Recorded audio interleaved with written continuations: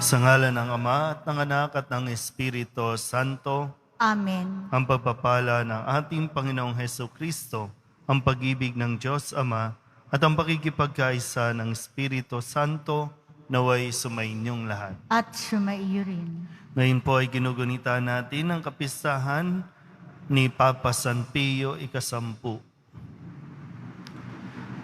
Mga kapatid, tinipon tayo bilang kaanib na angkan ng Diyos, kaya dumulog tayo sa maawaing Panginoong nagpapatawad ng lubos.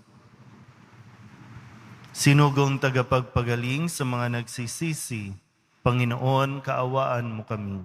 Panginoon, kaawaan mo kami. Dumating na tagapag-anyayang mga makasalanan ay magsisi, Kristo, kaawaan mo kami. Kristo, kaawaan mo kami. Nakaluklok ka sa kanan ng Diyos Ama para ipamagitan kami. Panginoon, kaawaan mo kami. Panginoon, kaawaan mo kami. Kaawaan tayo ng makapangyarihang Diyos. Patawarin tayo sa ating mga kasalanan at patnubayan tayo sa buhay na walang hanggan. Amen. Manalangin tayo.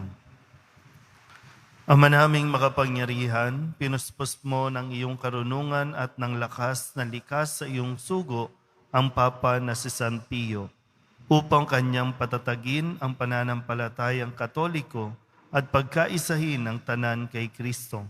Sa pagsunod sa itinuro niya at ipinakitang halimbawa, ipagkaloob mong makamtan namin ang walang maliw na gantimpala sa pamamagitan ni Jesucristo kasama ng Espiritu Santo, magpasawalang hanggan. Amen.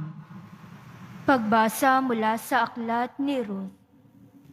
Si Elimelech, ang nasirang asawa ni Noemi, ay may isang kamag-anak na ang pangalay Boaz. Mayaman ito at makapangyarihan. Isang araw, sinabi ni Ruth kay Noemi, "Pupunta po ako sa bukid at mamumulot ng mga uhay na naiiwan ng mga gumagapas. Doon ako sa may likuran ng sinumang papayag." Sumagot si Noemi, "Ikaw ang bahala, anak." Kaya't si Ruth ay nagtungo sa bukid at namulot ng mga uhay, kasunod ng mga gumagapas. Ang napuntahan niya ay bukid ni Boaz. Nilapitan ni Boaz si Ruth at kinausap, "Anak, huwag ka nang pupunta sa ibang bukid. Dito ka na lamang mamulot kasama ng aking mga manggagawang babae. Tingnan mo kung saan sila gumagapas at sumunod ka. Sinabi ko na sa mga tauhan ko na huwag kang babawalan." Yumukod si Ruth bilang pagbibigay galang at ang wika, "Napakabuti ninyo sa akin, gayong ako'y dayuhan lamang." Sumagot si Boaz, "Nabalitaan ko ang lahat ng ginawa mo sa iyong biyanan mula nang mamatay ang iyong asawa. Alam ko ring iniwan mo ang iyong mga magulang at sariling bayan upang makipamayan sa isang lugar na wala kang kakilala." Napangasawa nga ni Boaz si Ruth at iniuwi sa kaniyang tahanan. Sa kapanahunan, pinagkalooban sila ng Panginoon ng isang anak na lalaki. Si Noemi ay binati ng kababaihan, "Purihin ang Panginoon. Binigyan ka niya sa araw na ito ng isang apo na kakalinga sa iyo. Maging tanyag nawa sa Israel ang bata. Maghatid nawa siya ng kaaliwan sa puso mo at maging gabay sa iyong katandaan. Ang mapagmahal mong manugang na nagsilang sa bata ay higit kaysa 7 anak na lalaki." Kinuha ni Noemi ang bata, magiling na kinalong at inalagaang mabuti. Siya'y tinawag nilang Obed. Balanay sinabihan nilang nagkaapo ng lalaki si Noemi. Si Obed ang ama ni Jesse, na ama ni David. Ang salita ng Diyos. Salamat sa Diyos. Siya'y laging pagpapalain kung ang puon ay susundin. Siya'y laging pagpapalain kung ang poon ay susundin. Mapalad ang bawat tao na sa Diyos ay may takot. Ang maalab na adhikay sumunod sa kanyang utos. Hindi siya magkukulang sa anumang kailangan. Ang buhay ay maligaya't uunlad ang kanyang buhay. Siya'y laging pagpapalain kung ang poon ay susundin. Sa tahanan, ang asawa'y parang ubas na mabunga. Bagong tanim na olibo sa may dulang ang anak niya. Siya'y laging pagpapalain kung ang poon ay susundin. Ang sinuman kung ang Diyos buong pusong susundin, buhay niya ay uunlad at laging pagpapalain. Mula sa Sion, pagpapala nawa ng Diyos ay tanggapin, at makita habang buhay, pag-unlad ng Jerusalem. Siya'y laging pagpapalain kung ang poon ay susundin.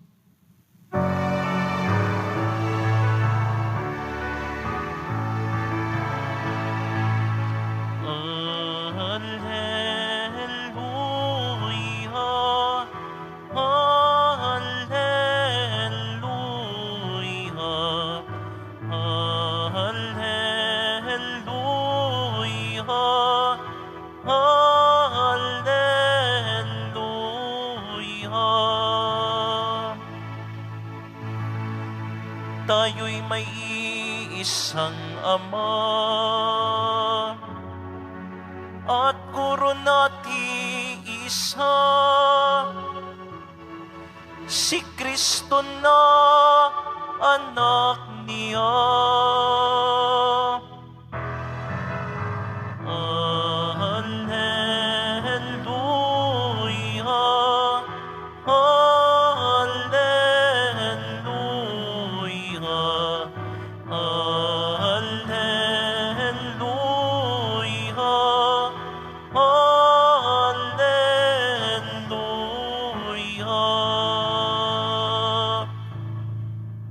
Sumainyo ang Panginoon. At sumaiyo rin. Ang mabuting balita ng Panginoon ayon kay San Mateo. Papuri sa iyo, Panginoon. Noong panahong iyon, sinabi ni Jesus sa mga tao at sa kanyang mga alagad, ang mga iskriba at ang mga pariseyo ang kinikilalang tagapagpaliwanag ng kautusan ni Moises. Kaya't gawin ninyo ang itinuturo nila at sundin ang kanilang iniuutos. Ngunit huwag ninyong tularan ang kanilang gawa, sapagkat hindi nila isinasagawa ang kanilang ipinangangaral. Nagbibigkis sila ng mabibigat na dalahin at ipinapapasan sa mga tao. Ngunit ni daliri ay ayaw nilang igalaw upang tumulong sa pagdadala ng mga iyon. Pawang pakitang tao ang kanilang mga gawa. Nilalaparan nila ang kanilang mga pilakterya at tinahabaan ng palawit sa laylayan ng kanilang mga damit. Ang ibig nila ay ang mga upuang pandangal sa mga piging at ang mga tanging luklukan sa mga sinagoga. Ang ibig nila ay pagpugayan sila sa mga liwasang bayan at tawaging guro. Ngunit kayo, huwag kayong patawag na guro, sapagkat iisa ang inyong guro, at kayong lahat ay magkakapatid. At huwag ninyong tawaging ama ang sino mang tao sa lupa, sapagkat iisa ang inyong ama, ang amang nasa langit. Huwag kayong patawag na tagapagturo, sapagkat iisa ang inyong tagapagturo, ang Mesiyas. Ang pinakadakila sa inyo ay dapat maging lingkod ninyo. Ang nagpapakataas ay ibababa, at ang nagpapakababa ay itataas. Ang mabuting balita ng Panginoon. Pinupuri ka namin, Panginoong Hesukristo. Isang magandang araw sa inyong lahat. Dito po ay nagtatapos ang ating linggo at papasok na naman tayo sa panibagong simula ng linggo. Pero nawa po, no, sa ating nararanasan ngayon na magsisimula ulit yung ECQ experience natin na pagamat sinabing MECQ, pero sa diwa at sa practice, ECQ pa rin naman tayo. Parang ganun ba, no? At talagang marami po sa atin ang naguguluhan din. Tapos excited na tayo na makabalik, makatrabaho ulit. Tapos gugulatin tayo ng napakataas na numero ng mga new cases. Talagang mapapaisip tayo, no? Saan nga ba tayo pupunta? Paano na nga ba tayo mabubuhay? Kaya maganda po, no, na patuloy nating pagnilayan ang mga mensahe ng Poong Jesus Nazareno dahil talagang ito yung kinakapitan natin. Ito yung magbibigay sa atin ng ibayong pag-asa para hindi tayo panghinaan ng loob. So balikan po muna natin yung mga mensahe ng Poong Nazareno sa buong linggong ito. Nagsimula ito nung Lunes, no, nang may magtanong kay Kristo, paano po ba magkakaroon ng buhay na walang hanggan? Itong nagtanong na ito ay talagang napakayaman. Mabait naman, sinusunod naman niya lahat ng mga utos. Pero sabi ni Kristo, kung ibig mong maging ganap, umayo ka, ipagbili mo ang iyong ari-arian at ipamahagi sa mga dukha ang pinagbilhan. Kung gusto natin palang makarating sa langit, ito yung isa pa sa mga dapat nating gawin. Bukod sa mga kautusan, kailangan nating tingnan din kung ano ba ang magagawa natin para sa ating kapwa. Mahirap lang dahil nga bilang tao, masyado tayong naa-attach sa mga material na bagay. Masyado tayong, para bang ang buhay natin nakadepende doon sa mga pinanghahawakan natin. Kaya nahihirapan tayong i-renounce o isuko yung mga pinaghirapan natin na para bang atin lang dapat yun. Pero ang sabi nga ni Kristo, kung gusto mong maging ganap, maging kompleto, magkaroon ng sense of fulfillment sa buhay habang tayo ay nabubuhay, ay matuto tayong magbahagi, matuto tayong magbigay. At nung Martes, sinagot din naman ng Diyos yung kung sakasakali na sinasabi natin, mahirap po yun. Nahihirapan tayong gawin. Kaya nga sabi ni Kristo, hindi ito magagawa ng tao, ngunit magagawa ng Diyos ang lahat ng bagay. Kaya lahat ay nasa grasya ng Diyos. Kung hindi tayo lalapit sa Diyos, talagang mahihirapan tayong magpakatao, maging tao.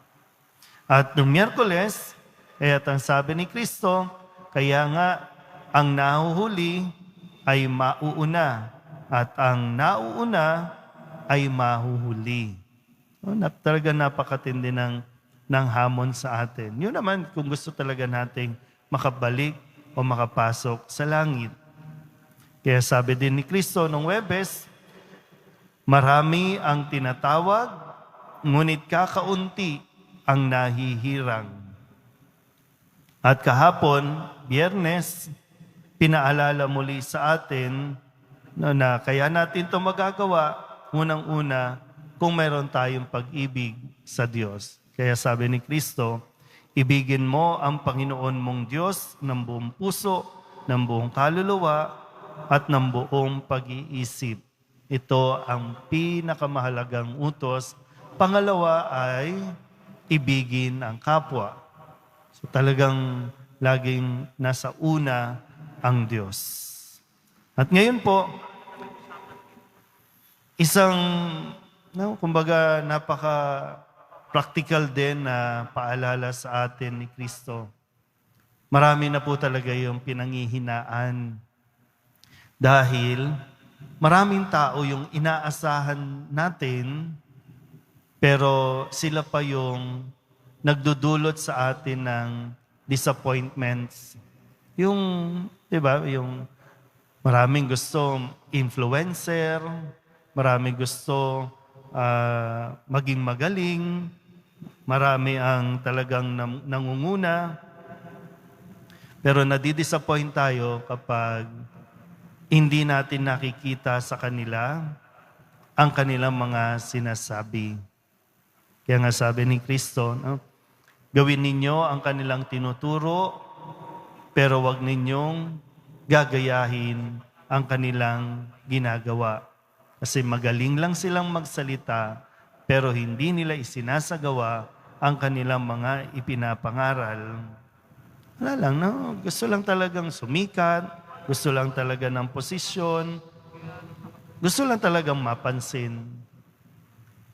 Kaya sabi ni Kristo, sa kahuli-hulihan, ang nagpapakataas ay ibababa at ang nagpapakababa ay itataas. So, matinding hamon po ito ngayon, hindi lang po sa mga politiko, maging sa amin mga pari, sa mga lingkod ng simbahan, na hindi lang basta maging magaling sa salita, kundi maipakita ang galing sa gawa. Ito ang ating sitwasyon na ang dami-dami nating protocols. Minsan hindi naman po mahirap sanang sundin, lalo na yung mga mahihirap natin sa labas. Gustong-gusto naman talaga nilang matapos na ang pandemyang ito. Kaya lang nagiging pahirap ang mga quarantine, ang mga ECQ, kasi parang mahihirap lang lagi yung mga nasa laylayan, yung kailangan gumawa. Pero yung mga nagpapatupad, sila pa rin yung numero unong sumusuway sa mga protocols, tapos isisisi yung mga paglaganap ng virus sa katigasan daw ng mga tao dahil labas ng labas. Lagi naman nating sinasabi din at pinapaalala, hindi naman lalabas yan kung mayroong pagkain. Hindi naman lalabas yan kung mayroong ayuda. So mahirap yung magaling lang tayong magplano. Madaling. Para bang naiiwan na lang lagi doon sa table, sa meeting, pero wala talagang nagsasagawa. Lalo na sa mga kinauukulan na inaasahan natin magsasakatuparan nito. Sabi ko nga po, hindi lang sa gobyerno, maging sa simbahan, sa mga namumuno sa simbahan, nangangailangan ang mga tao na kanilang sasandalan, na kanilang aasahan. Hindi lang basta sa salita, kundi lalo tigit sa gawa. Amen.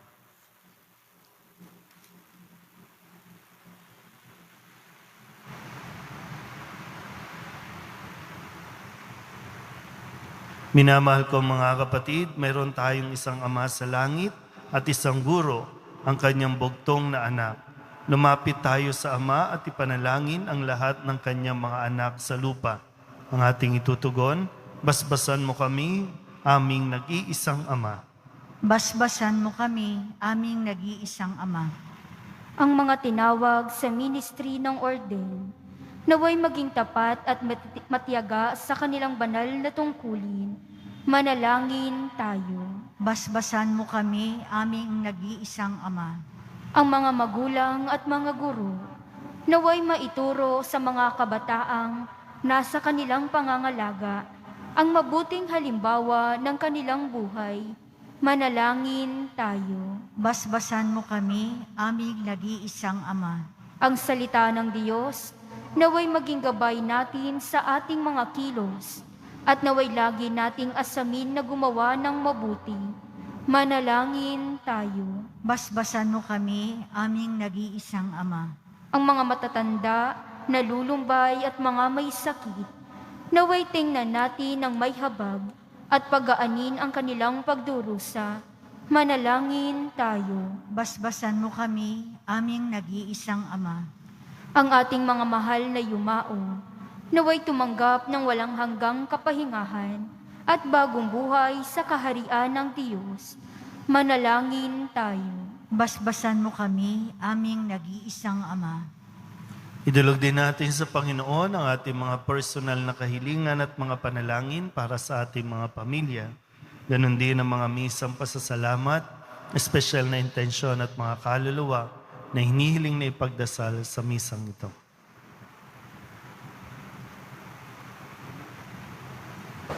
Ang lahat ng ito inihiling namin sa ngalan ni Kristo, aming Panginoon. Amen.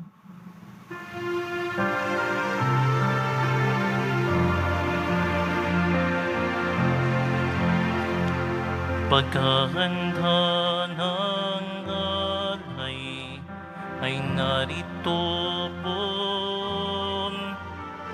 ang alak at hinapay dala sa altar mo. Aniyo'y magiging tunay, dugo mo't katawan, aming tatanggapin ngayon, magbibigay buhay.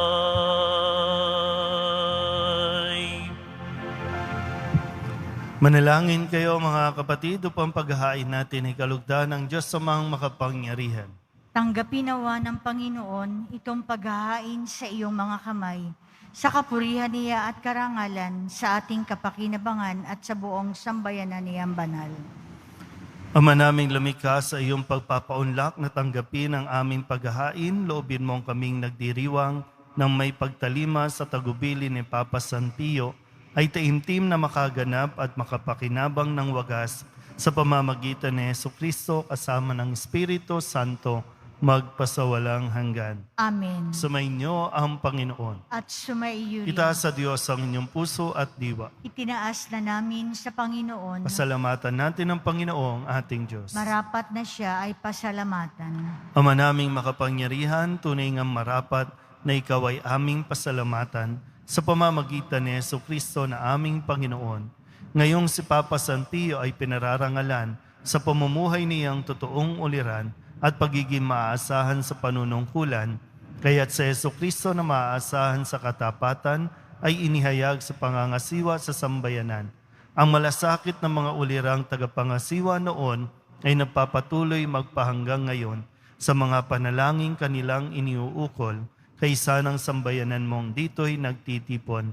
Kaya kaysa ng mga anghel na nagsisiawin ng papuri sa iyo, nang walang humpay sa kalangitan, kami nagbubunyi sa iyong kadakilaan.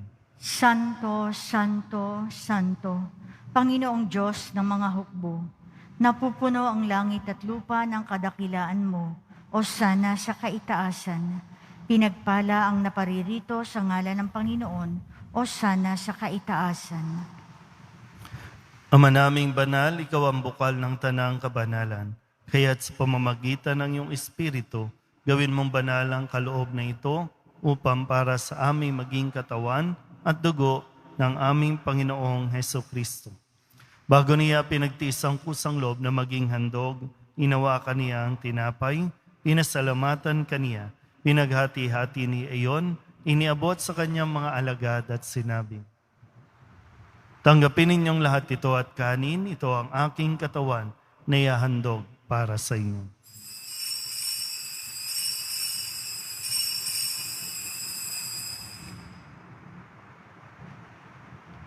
Gayun din naman nung matapos ang hapunan, hinawakan niya ang kalis, muli kaniyang pinasalamatan.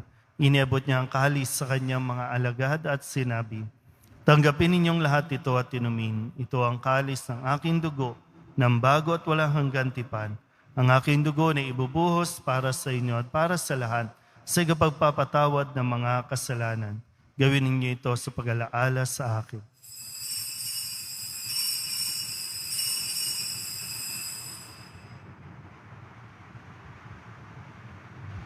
Ipagbunyi natin ang misteryo ng pananampalataya. Si Kristo'y namatay, si Kristo'y nabuhay, si Kristo'y babalik sa wakas ng panahon. Ama, ginagawa namin ngayon ang pag-alaala sa pagkamatay at muling pagkabuhay ng iyong anak Kaya tiniaalay namin sa iyo ang tinapay na nagbibigay buhay at ang kalis na nagkakaloob ng kaligtasan. Kami nagpapasalamat dahil kami iyong minarapat na tumayo sa harap mo para maglingkod sa iyo. Isinasamo namin kami magsasalo-salo sa katawan at dugo ni Kristo ay mabuklod sa pagkakaisa sa pamamagitan ng Espiritu Santo. Ama, lingapin mo ang iyong simbahang laganap sa buong daigdig. Puspusin mo kami sa pag-ibig kaysa ni Francisco na aming Papa at ni Jose na aming Obispo at ng Tanang Kaparian. Alalahanin mo rin ang mga kapatid naming nahimlay na may pag-asang sila'y muling mabubuhay, gayon din ang lahat ng mga pumanaw. Kawaan mo sila at patuloyin sa iyong kaliwanagan. Kawaan mo at pagintapating kaming lahat na makasalo sa iyong buhay na walang wakas. Kaysa ng mahal na Birhen Maria na ina ng Diyos, ng kabiyak ng puso niyang si San Jose. Kaysa ng mga apostol, ni San Pio at ng lahat ng mga banal na namuhay dito sa daigdig ng kalugod-lugod sa iyo. May pagdiwang nawa namin ang papupuri sa kararangal mo sa pamamagitan ng iyong anak na aming Panginoong Heso Kristo. Sa pamamagitan ni Kristo, kasama niya sa Kanya, ang lahat ng parangal at papuri ay sa iyo, Diyos amang makapangyarihan, kasama ng Espiritu Santo, magpasawalang hanggan. Amen, amen, amen, amen.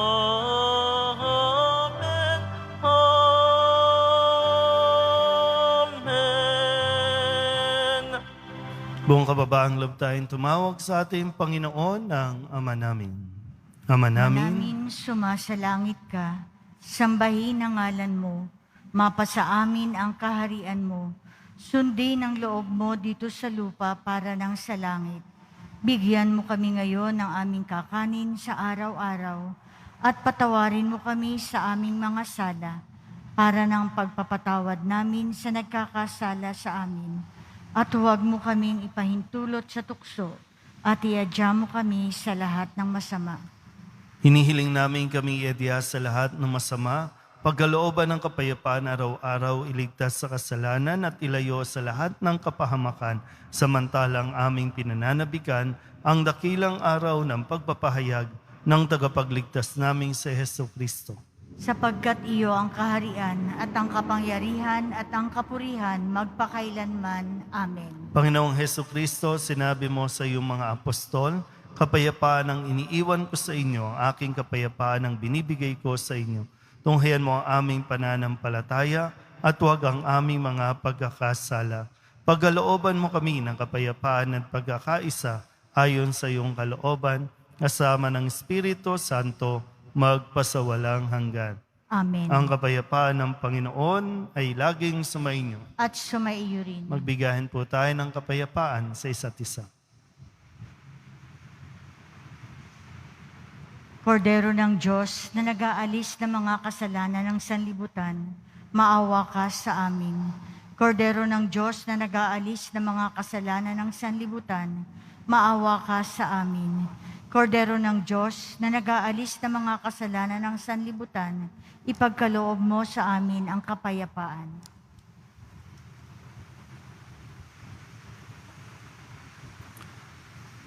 Ito ang kordero ng Diyos. Ito ang nag-aalis ng kasalanan ng sanlibutan. Mapalad ang mga inaanyayahan sa kanyang piging. Panginoon, hindi ako karapat-dapat na magpatuloy sa iyo, ngunit sa isang salita mo lamang ay gagaling na ako. Katawan ni Kristo. Amen.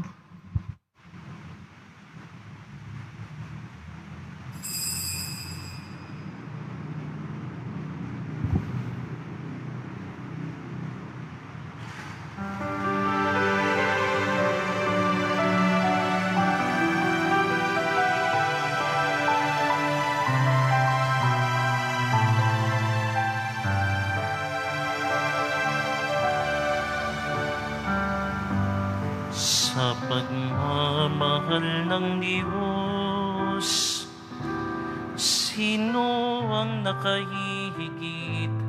Mayroon ka bang nababatid? bugtong na anak, hindi niya ibinagkait. Nanaog sa mundo, nagdusa't lumanas ng libong sakit. Purihin ka sa dakilang pagmamahal mo.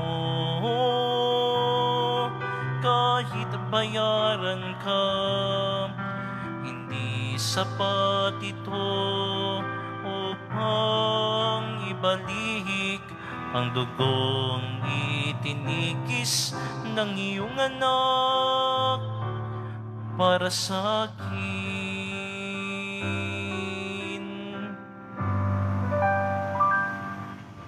Manalangin tayo. Ama naming mapagmahal, sa paggunita namin kay Papa San Pio, kami nagsalo-salo sa banal na hapag, ay magkaroon nawa ng pananampalatayang matatag at pagkakaisa sa pag-ibig mong matapat. Sa pamamagitan ni Jesucristo kasama ng Espiritu Santo, magpasawalang hanggan. Amen. Panalangin kay San Roque. O pinagpalang San Roque, pintakasi ng mga may karamdaman. Lingapin mo po ang aming mga kapatid na nasa banig ng karamdaman. Ang iyong pamamagitan ay sadyang makapangyarihan na nung ika'y narito pa sa daigdig, marami ang gumaling dahil sa pag-aantanda mo sa kanila ng kamahal-mahalang krus. Ngayong ika'y niluluwalhati na dyan sa langit, nananalig kaming ang iyong pamamagitan ay lubhang magaling. Ialay mo po sa Panginoong Diyos sa ring aming mga hinaing at sa tulong po ninyo ay makamit ang kagalingan ng aming kaluluwa at katawan. Pakundangan sa mga hirap at sakit ng Panginoong Hesukristo at iyo pong mga panalangin. Amen. Señor San Roque, panalangin mo po kami upang kami maiadya sa salot na COVID-19 at sa mga karamdaman ng katawan at kaluluwa. Señor San Roque, ipanalangin mo po kami upang kami maiadya sa salot na COVID-19 at sa mga karamdaman ng katawan at kaluluwa. Señor San Roque, ipanalangin mo po kami upang kami maiadya sa salot na COVID-19 at sa mga karamdaman ng katawan at kaluluwa. Sumainyo ang Panginoon At sumaiyo rin. at pagpalain kayo ng makapangyarihang Diyos, Ama at Anak at Espiritu Santo. Amen. Mayo kayong taglayang kapayapaan ng Poong Jesus Nazareno. Salamat sa Diyos. Magandang araw po.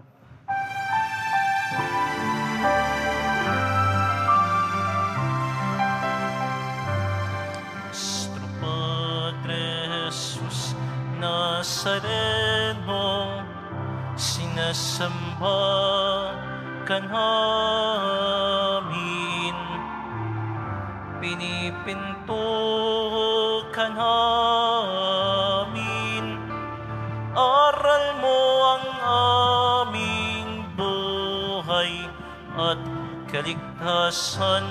Nuestro Padre Jesus Nazareno, iligtas mo kami sa kasalanan.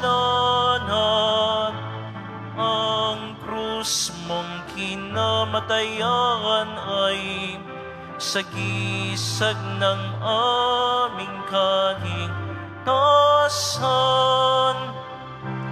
Nuestro Padre Jesus Nazareno, dinarangal ka namin.